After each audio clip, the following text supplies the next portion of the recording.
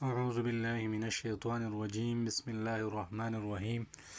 کیا آپ کو معلوم ہے کہ اگر والدین غیر مسلم ہو تو کیا ان سے حسن سلوک کرے؟ جواب، اس حدیث میں مشکوٰۃ شریف کا یہ باب ہے، حسن سلوک و صلہ رحمی کرنے کا بیان، اور اس کی یہ حدیث ہے 4913۔ حضرت اسماء بنت ابی بکر رضی اللہ تعالی عنہ بیان کرتی ہے، یہ ابو بکر رضی اللہ تعالیٰ عنہ کی بیٹی ہے، حضرت عائشہ رضی اللہ تعالیٰ عنہ کی بہن ہے، تو وہ بیان کرتی ہے کہ میری والدہ میرے پاس تشریف لائی جب کہ وہ مشرکہ تھی، تو میں نے عرض کیا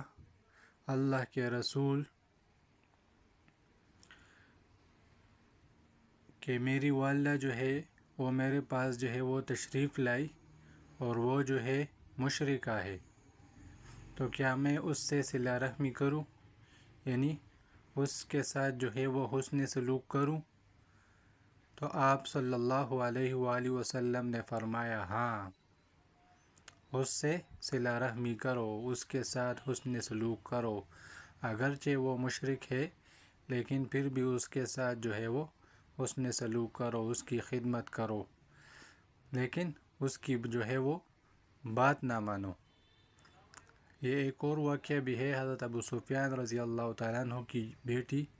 جو کہ حضور نبی کریم صلی اللہ علیہ وآلہ وسلم کے نکاح میں تھی، تو جب ابو سفیان نبی کریم صلی اللہ علیہ وآلہ وسلم کے گھر گئے، تقریباً 8 ہجری فتح مکہ کے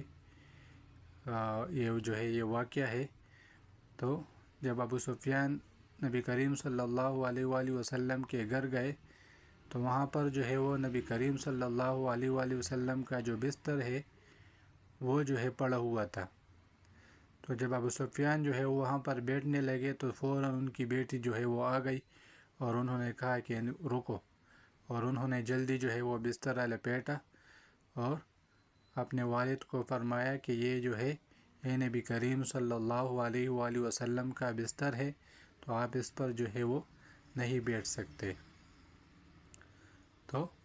انہوں نے جو ہے وہ یہ کیا، تو مضمون جو ہے وہ صلہ رحمی کا ہے کہ اگر والدین مشرک ہو، باپ مشرک ہو، ماں مشرک ہو، تو اس کے ساتھ جو ہے وہ حسن سلوک جو ہے وہ کرنا ہے،